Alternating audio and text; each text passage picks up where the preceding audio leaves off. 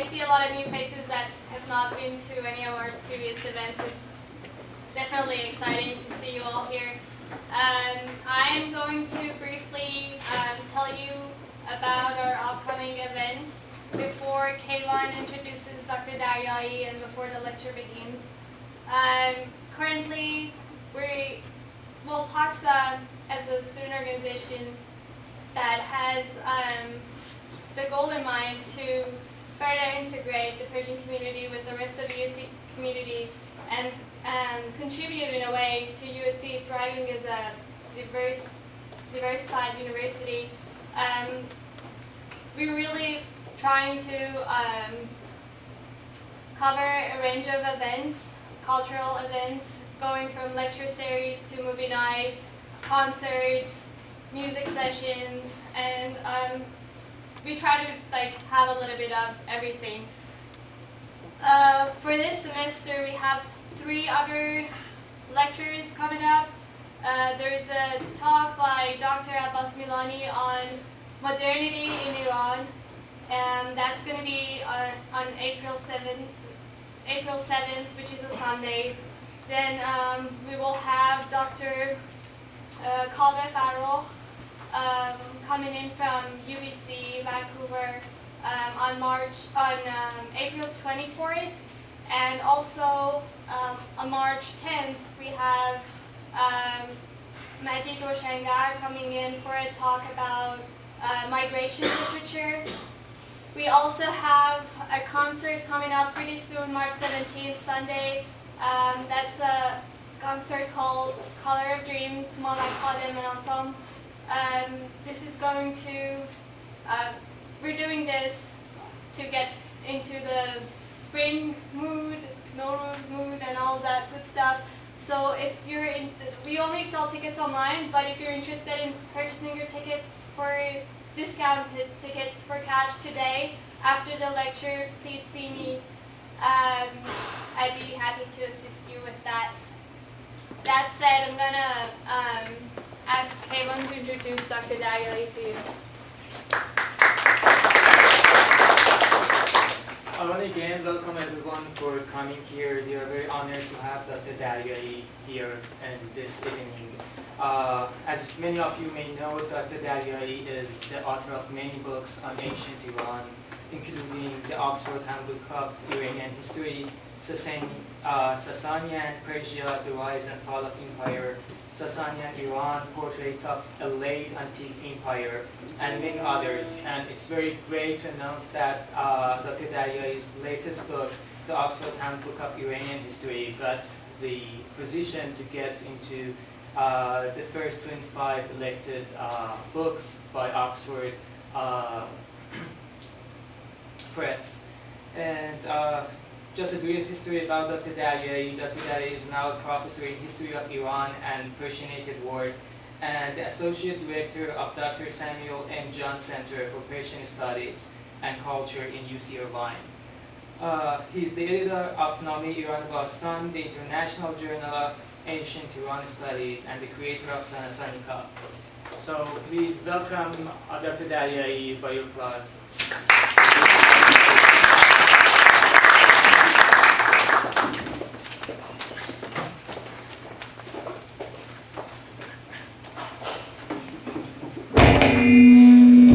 Sorry. Salam khanim ha aghayan, ladies and gentlemen. Good evening. If you cannot hear me, I suggest you come a little bit forward. I promise not to do anything to you, except you will be able to hear me. Can I just, first of all, I'd like to thank PACSA and ZISA, and also Kayvon Khan, and all those involved who did a lot of work to get me here, because I'm very difficult to get these days. How many of you are not Iranian? Can you just raise your hand? I just want to make sure. Okay, well, okay, we have a couple of people. Okay. You too, sir. Okay. The topic I've chosen, the idea of Iran and Iranian identity, I think most of you, and probably those who are non-Iranian already, have an idea of what is an Iranian, perhaps. and this idea of Iranian identity. Right off the bat, I should say that this is quite a fragmented notion. That is, depending on your religious upbringing, your class association, living in the capital versus other cities or smaller places, you tend to have a very different view of things. And just to give you the lecture in 2 minutes, you're right. All of you are correct. All of this is part of this Iranian identity. So it's not at odds with it. But what I would like to do today is in about 45 minutes, I promise not to go longer. Okay, if I am, just somebody raise your finger and I'll say I'll stop. To talk to you about how this notion of an Iranian identity, and perhaps the idea of Iran, has gone through transformations and changes from the remote past all the way, let's say, to the 21st century. Okay? So I'm going to give you in 45 minutes the entire thing. Isn't that good? And you could repeat that to your friends. So, I'm going to start in a strange place. And I haven't made up my mind how to begin, but it's interesting that the name Iran, in all foreign correspondences by foreign governments writing to Iran, begun in 1936 in the way that they mentioned that from now on, the government of Iran said every foreign embassy should write to us as the government of Iran, not Persia. This is starting in post-1935, and this is a mandate on behest of the first Pahlavi ruler, Reza Shah Pahlavi. This may have not seemed to be a big deal, but it has ended up to be actually quite a big deal nowadays. In terms of identifying, I'm sure some of you are probably Persians, half of you are Iranians, quarter of you are Iranian Americans, you're something else, and all of you are part of this same tradition, but there is now quite a bit of a division. So what has happened is, if you look on the stamp, I think this is actually either late Khwaja or early Pahlavi. So in foreign correspondences, when things were minted, for example, this stamp in French, so it's Persian, right? Yes. And on top it says Post Dolat Eliye Iran. So within Iran, Iranians called this place Iran, and outside of Iran, the place was called, especially in the West, was called Persia. Now, this is something that is still very much with us. And it is something that precedes the Pahlavi era, of course, because if you look at the paper money, and the best way to actually follow the history of Iran is actually if you collect stamps and paper money like I do, you get a sense of sort of changes and what governments like to portray at any different time period. You get a pictorial vision.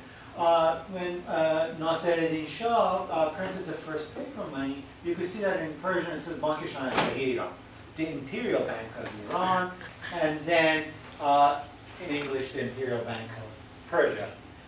So you could see that clearly before this outside in the West, Iran was called Persia, and within Iran it was called Iran.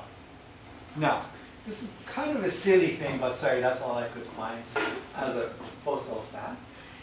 Is this notion that I could never get around to until Professor Yarshater once mentioned it. He likes in his great monumental work, the Encyclopedia Iranica, to call things Persian and Iran, not Iran, but Persian. I was always curious why. Well, he said, look, and I think there's a point here, that in the mind of the Westerners, Persia carries itself with certain cultural baggage, which is a good cultural baggage, okay,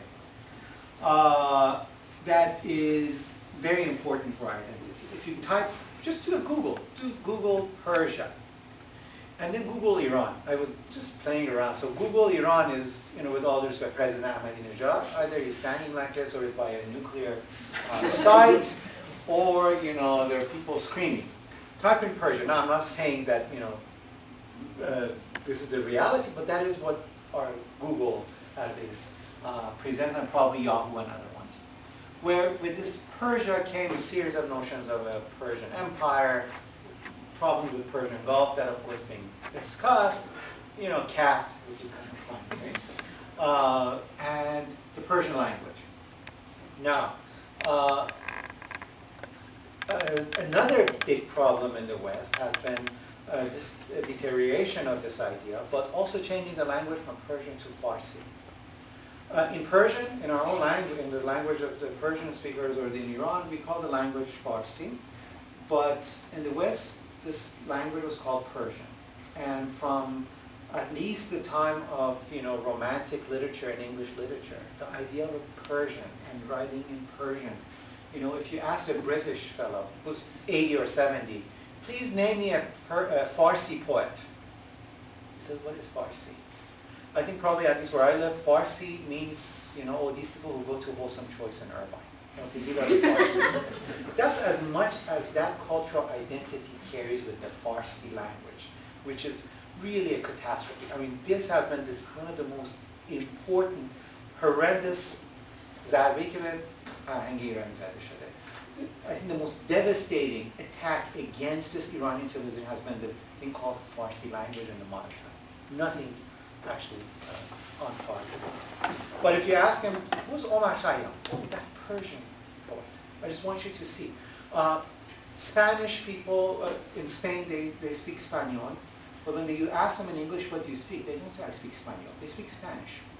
And Arab could be part of Iran. What language do you speak? They say, you know, in Arabic we'll say takallam al-Arabiyya, but in English they say Arabic. Arabic has a connotation with it. We are one of the few people in this world that have ourselves done a great disservice to this culture. Okay? I just wanted to go on back for a couple of minutes. But for these Iranians who in the West were known as Persian, and within Iran were always known as Iran, or not always, but mostly, we had a history as well, a traditional history. And that traditional history is carried in the Shahnameh, the Persian Book of Kings. And you can see some of the mosaic works of some of the ancient kings. I think there's a queen, a Sasanian queen, there's Rostam, there's Daryaee, you know, and so on. So we have a mental vision of Iran's past from the Sasanian period, from, let's say, the 6th century of Common Era, all the way to the 19th century. For 1,300 years, there was a unified idea that people in villages, in cities and so on, knew about the history of this land or this place, this, you might say, this cultural space, Iran, through its epic, the Shahnameh. And that was part of this traditional idea. So in the West it was called Persian. And of course it had many other speakers. Persian was not the only language that we should remember. And it was called within the country Iran, and it had a history. Now what happens is in the 19th century, Iranians come under influence of European scholars. And we have somebody here who's an Indo-Europeanist here, so I'm not going to point at her, who works on Vedic and Avestic material. Where in the 19th century, now this is a sober scholar right here, okay? Ideas of language and race got kind of fuzzy. What happened is, a romantic age was in motion where these Europeanists started studying these ancient languages. So let's see, what's the Germanic and the Italic languages and English, the good sort of Anglo-Saxon language. Where does it go? How far does it go? Oh, there are these Indians and these Iranians who have these texts that are really old and related, the Indo-European languages. And of course, 19th century Europe and late 18th century, this racist idea of language and race got really turned upside down. And in fact, there was a jump from the idea of linguistic to biological ideas associated with Indo-Europeanists and the Iranians and so on. It kind of became very crazy, and you can see, of course, the outcome of it is what the Nazis did in the 20th century.